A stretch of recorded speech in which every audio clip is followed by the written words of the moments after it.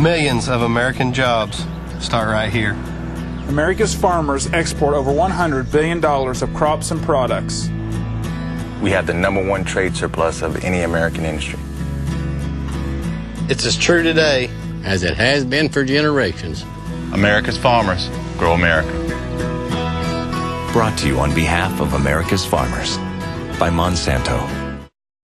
Congressman Markwayne Mullin from the 2nd District of Oklahoma, welcome. I'm glad to be here. Thank you for taking the time to come by and see us. Can we get started by you telling us about your district and the type of agriculture in it? Well, we're pretty diverse. I represent the entire eastern side of Oklahoma, and so down on the far south side, we have a little bit more farming communities. When we get up north where I live, it's more cow-calf operations and a lot of dairies. Can you tell us a little bit about your work before you joined Congress and about your ranch? Well, I grew up on a farm, and we call it a farm, some people call it a ranch. I don't know what the difference is. We don't grow anything but rocks, Bermuda grass, and Johnson grass, which Johnson grass is a pain in the tail to get rid of. But we run a cow-calf operation, and I grew up on the land that I still live on. In fact, it's my kids. It's the 4th generation there. Before this, I had no political experience whatsoever. In fact, I didn't even buy my first suit until after I won the primary. And I grew up in a very small town in Westville, Oklahoma. Grew up wrestling, playing football, everything else. Went to college on a wrestling scholarship. Ended up marrying my high school sweetheart, elementary sweetheart, junior high sweetheart. We've been together since 3rd grade. And we got married real young. I was 19, she was 18 years old. And we found ourselves in a pretty peculiar situation. June of '97 is when we got married. I ended up getting saved August of '97 and September of '97. When I mean by saved, I gave my heart to the Lord. September of '97, my dad came to me and offered me a small plumbing business that he had. And it was in a lot of financial distress. My dad had been sick and not able to operate it like he needed to. My dad's the hardest working man I've ever met in my life. Taught me all the work ethics that I can imagine. He still would probably work me underneath the ground, but it just some health issues caused him from being able to keep track of it like he needed to. And the company was in, it was rough. It was $500,000 in debt. $250,000 of it was immediate past due, and my wife and I went to work. And we thought that was a pretty rough time in our life. I mean, we worked hard, worked around the clock, literally worked around the clock. And today that company employs over 120 people. We have an additional 6 other companies, 7 other companies besides that. We operate completely debt-free, but it's tougher to be in business today than it was back then because of all the regulations that's constantly coming underneath us, from our farming or ranching side of things to our plumbing, HVAC, even our environmental company. It seems like we're constantly having to ask permission from the federal government to even run our own company, and that's not right. And so I got fed up. And the only reason why I sat here in front of you today in a suit and tie is because I got fed up with the fact that my biggest threat to our way of life is the federal government. It's not the competitors down the road. It's not the lack of work that we're willing to put forth. It's not the lack of management. It's that I can't keep up with the amount of regulations and the constant costs that they add to my product every day. And underneath this environment, if you're not involved, then you're going to probably go out of business. So we better get involved in what's going on here in Washington, D.C. because it's affecting all of our lives.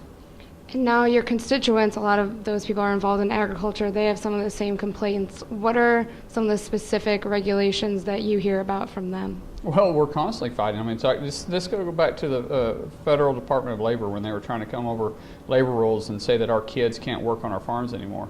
That's a way of life.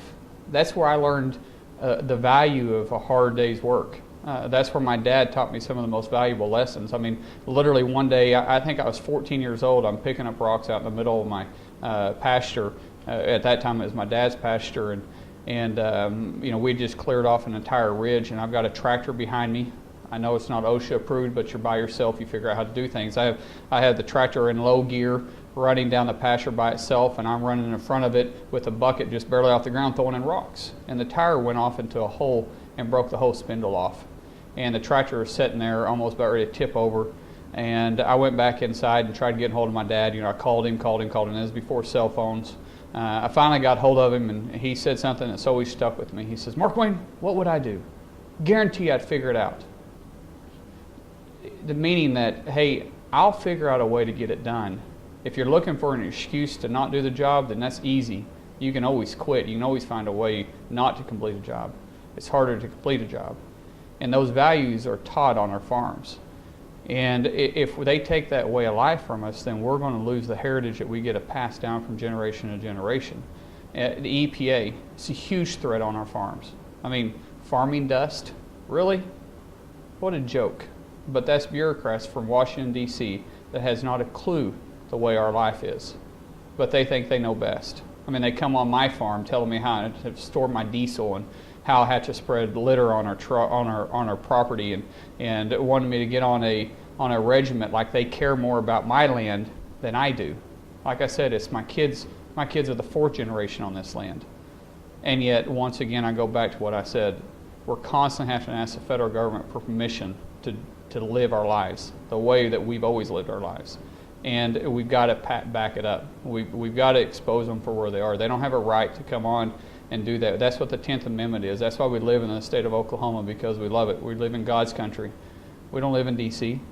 And why is D.C. coming in and putting their nose where it doesn't belong, and that's on our property? And getting down to some specific legislation that you've had to deal with while you're here, you serve on the Transportation Committee. Yes. And one of the major pieces of legislation you're working with right now is the Water Resources and Development Act. WRDA. WRDA, yes, that's easier. Why is that important to agriculture, and why are those provisions important for the industry? Well, actually, I just walked out of committee and just passed committee, so we're extremely excited about that bipartisan approach. But it's our waterways. People a lot of times don't realize how much of our bulk goods come up our waterways, and we have one of the largest inland water ports at the Port of Catoosa. We have a huge fertilizing company in Verdigris, Oklahoma, which is also in our district. They're able to move bulk goods. We're able to move our commodities up and down. We're able to get grain. We're able to bring in and also move out the products. If you look at where the Port of Catoosa is setting, we bring products from north down to the port, and we ship them to the Gulf. We bring stuff from the Gulf and we ship it up, and we transport it up north. And if something were to happen in the current system, which by the Corps of Engineers' own estimate, they feel like that one of the locks on the McKern system has a 50-50 chance of failure within the next few years. That's a $2 million per day economic hit to our economy. The people that's going to get hit worse on that is our farming community, because we won't have ways to be able to get our commodities in and out. And we're on a ticking time bomb on some of these commodities. We have a short period of time to get it from the field to the final place, and we can't afford to let that happen. You also serve on the Natural Resources Committee. Are there specific policies you're working on in that committee that might help the relationship between the issues that you deal with there and agriculture? Well, you talk about the Endangered Species Act. Mm-hmm. It's a real concern in the farming community. They can literally come in and say, hey, look, you got a American burying beetle, what I call a dung beetle, on your property, and you're not going to be able to farm it from here to there because they call it endangered. I used to throw this thing on my sisters all the time. I didn't know it was endangered. And we got the lesser prairie chicken. That's obviously in the western Oklahoma, but at the same time, it impacts our farming communities. And for no rhyme or reason, they take the lesser prairie chicken and they all of a sudden put it on a watch list. They don't consult us. They don't even talk to the state of Oklahoma, and it puts the farmers once again wondering, am I going to be able to do this or am I not? Having to ask permission about something. When they're not from our communities, they're not from our way of life, they don't have a clue. And I still question, do they really have our best interests in heart? Sometimes I think it's agenda driven.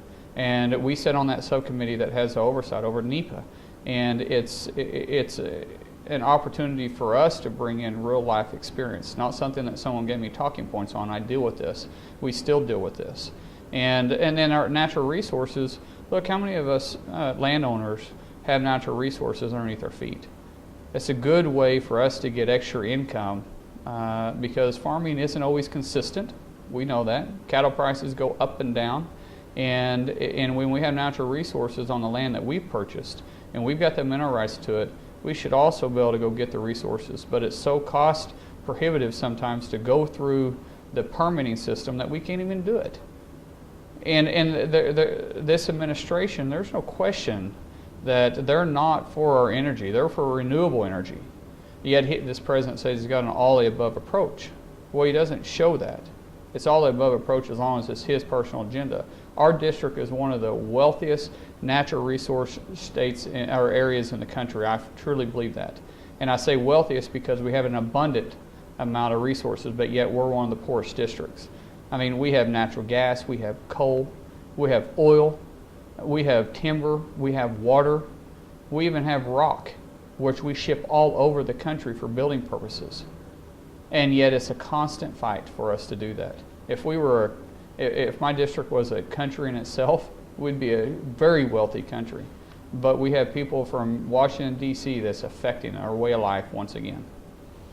So when your first term is over, what are the specific things that you would want to look back on to say that you've accomplished in the short time you've been here, even with these mounting challenges? I may not understand everybody's business. I may not understand your business as far as how you run your farm, but I understand business. And it seems like what we constantly have to do in business is fill out paperwork and comply with state and federal regulations. And if I can remove one piece of paper off my desk or one piece of paper off your desk, and it loosens our hands a little bit to go do what we're good at, and that's running our business, and that's completing a day's work, making sure we have the resources to get it completed instead of sitting at a desk filling out paperwork. If I can remove one piece of paper, I truly would feel like I've been successful, because it allows us to do what we're naturally good at rather than asking permission. So that, if nothing else, that's what I would like to get accomplished at the end of my first term. And finally, Congressman, this is a little bit of a different question, but what do you like to do outside of your work? I know people are going to think I'm saying this just because, but literally one of my favorite things to do outside of work is when I'm with my family. I have 5 kids. My wife and I have been married 16 years. We have a 9-year-old boy, an 8-year-old boy, 5-year-old girl, and twin 2.5-year-old girls. And the best thing I can ever think of doing is working cattle with my kids and my whole family. I mean, we get frustrated. Oh my goodness, when we're bringing in calves and we're banding them and you know, we're vaccinating and we're pouring Ivermectin on them. We all have a job to do. Well, the twins don't, but we all have a job to do. And man, we have some of the most heated arguments. You know, when a calf gets by or we don't get the cattle in the pen at the right time.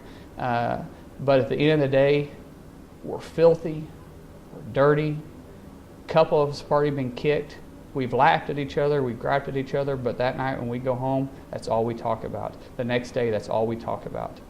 And that is truly one of the most enjoyable times. Maybe not right in the heat of it, but when I get to look back, that's probably what I miss more than anything, because now I truly have to schedule to do that. I have to make time to go work something that I've always loved, and that was working cattle. And we actually just got into doing that just a couple of weeks ago. And my kids are still talking about it. That's something I truly miss.